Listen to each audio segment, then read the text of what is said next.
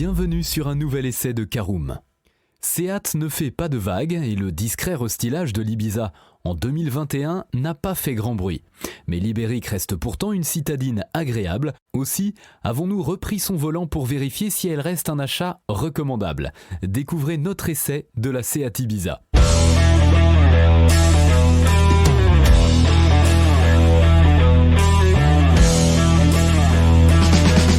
Bonjour et bienvenue pour un nouvel épisode des essais de Caroom. Chaque mercredi, on vous partage nos expériences, avis et notes sur les modèles que nous essayons pour répondre au mieux à vos besoins sur l'automobile. Caroom, c'est un comparateur de voitures neuves, d'occasion et de leasing, mais aussi un guide d'achat qui vous accompagne et vous conseille dans toutes vos démarches automobiles. Bonjour à tous et ravi de vous retrouver cette semaine pour un nouvel essai consacré à la Seat Ibiza. Un sommaire en 4 parties. Tout d'abord l'extérieur et le design de notre Seat Ibiza. En deuxième partie, le poste de conduite et l'habitabilité. En troisième partie, nous verrons ce qu'elle vaut sur la route, essai en conduite. Et en quatrième et dernière partie, un bilan global de notre essai de la Seat Ibiza. Alors, sœur jumelle des Volkswagen Polo et Skoda Fabia, la Seat Ibiza se fait bien discrète chez nous ces derniers temps. Au hit parade des immatriculations de véhicules particuliers, elle pointe en effet à la 85e place seulement des ventes sur les 11 premiers mois de 2022, en recul de 59,4% par rapport à la même période de l'année 2021. En comparaison, la Fabia s'en sort mieux et se place 47e avec 7045 ventes, en hausse de 37%, tandis que la Polo reste loin devant, 20e voiture la plus vendue entre janvier et novembre, avec 16 263 unités écoulées, malgré une baisse substantielle de 27,5% de ses ventes. Le petit restylage de mi-carrière de l'Ibiza lui permet pourtant de rester dans le coup côté style.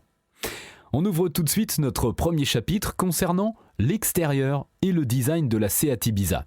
Des optiques à LED légèrement revues, de nouvelles jantes, une nouvelle teinte de bleu et une désignation modèle avec une typographie manuscrite et centrée sur la malle arrière, voilà tout ce qu'il y a à se mettre sous la dent pour le restylage. Mais bien qu'elle soit sortie en 2017, l'Ibiza reste une auto plaisante à regarder avec des lignes dynamiques sans verser dans l'agressivité exacerbée. Les jantes disponibles vont de 15 à 18 pouces selon la finition choisie, 17 sur notre modèle d'essai, les plus grandes étant réservées aux finitions les plus hautes, FR et FR exclusives. Mais hormis l'équipement et la présence ou non de phares full LED, il n'y a que le motif de la calandre et son cerclage, noir ou chromé, qui varie d'une finition à l'autre. Parlons de notre deuxième partie, le poste de conduite et l'habitabilité de notre Seat Ibiza.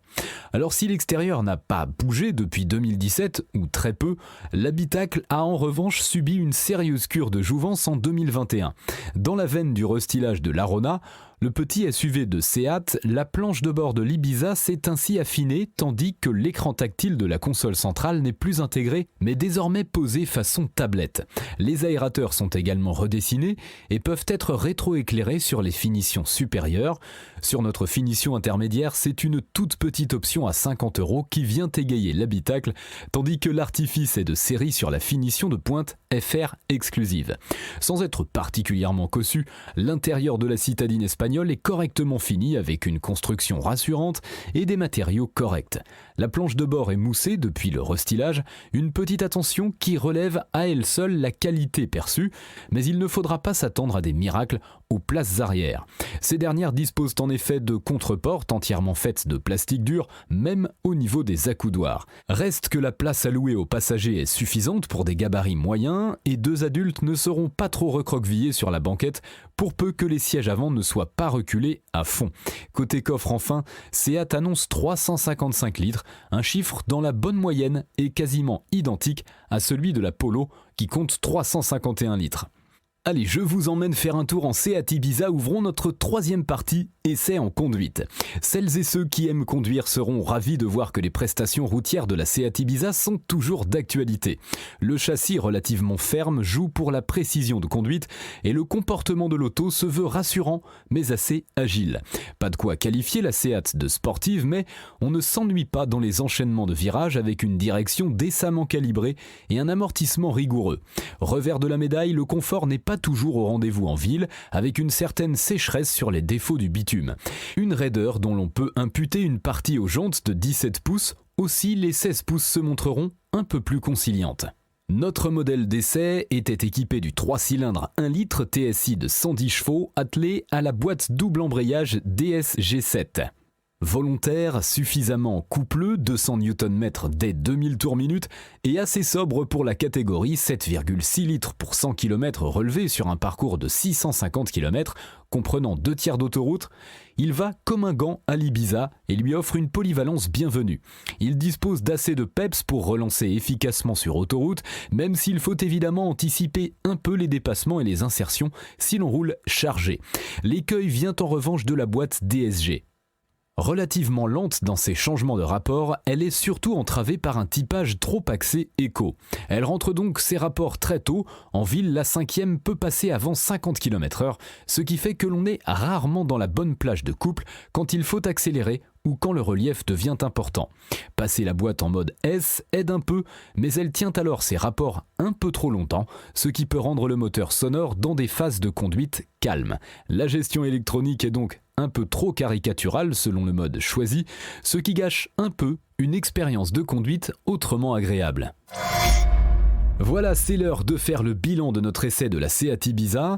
Sérieuse et ne manquant pas d'atouts, notre Seat Ibiza reste une citadine polyvalente et tout à fait recommandable. Elle démarre à un prix plancher de 16 990 €, mais il faudra se contenter du petit moteur atmosphérique de 80 chevaux pour ce prix, suffisant en ville, mais à la peine sur les grands axes avec sa puissance et son couple très limité, 93 Nm. Mieux vaut opter au moins pour le TSI 95 chevaux à partir de 21 495 € qui permet de s'aventurer sereinement hors des villes grâce à un couple 2 fois supérieur. Notre finition milieu de gamme excellence à partir de 23 100 € avec le TSI 95 et à partir de 25 100 € avec le TSI 110 et la boîte DSG est en outre bien équipée avec la navigation, la clé main libre, le chargeur à induction, l'écran tactile de 9,2 pouces compatible Apple CarPlay et Android Auto sans fil ou encore la caméra de recul. Il convient de lui ajouter 230 € pour les pratiques compteurs numériques multifonctions à la place des aiguilles ainsi que 810 € pour le pack Excellence Design qui comprend les projecteurs full LED et la belle sellerie en suédine noire.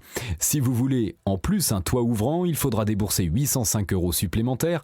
Le malus de notre version d'essai se limite en outre à 310 €, ce qui reste tout à fait négociable dans le prix d'achat. Enfin, les plus sportifs pourront regarder du côté de la version 1,5 litre TSI de 150 chevaux, uniquement disponible sur les finitions FR et FR Excellence. Bien plus performant, ce moteur n'émet en outre pas plus de 132 grammes par kilomètre de CO2, soit un malus 2023 de seulement 240 €.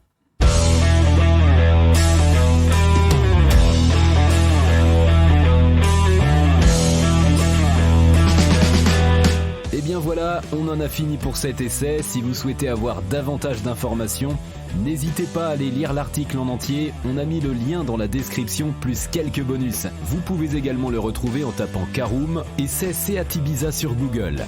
Et si vous avez encore des questions, vous pouvez laisser un commentaire sur l'article ou les poser sur notre forum.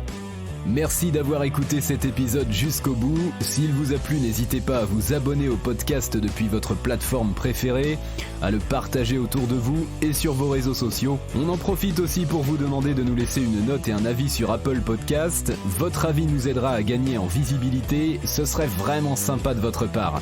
Si vous souhaitez vous renseigner davantage pour l'achat d'une voiture neuve ou d'occasion, ou que vous voulez encore plus de conseils et de bons plans, rendez-vous sur www.caroom.fr. Si vous avez encore des questions, des remarques ou des recommandations, n'hésitez pas à nous contacter sur nos réseaux sociaux. Merci encore et à mercredi prochain pour un nouvel essai du podcast de Caroom.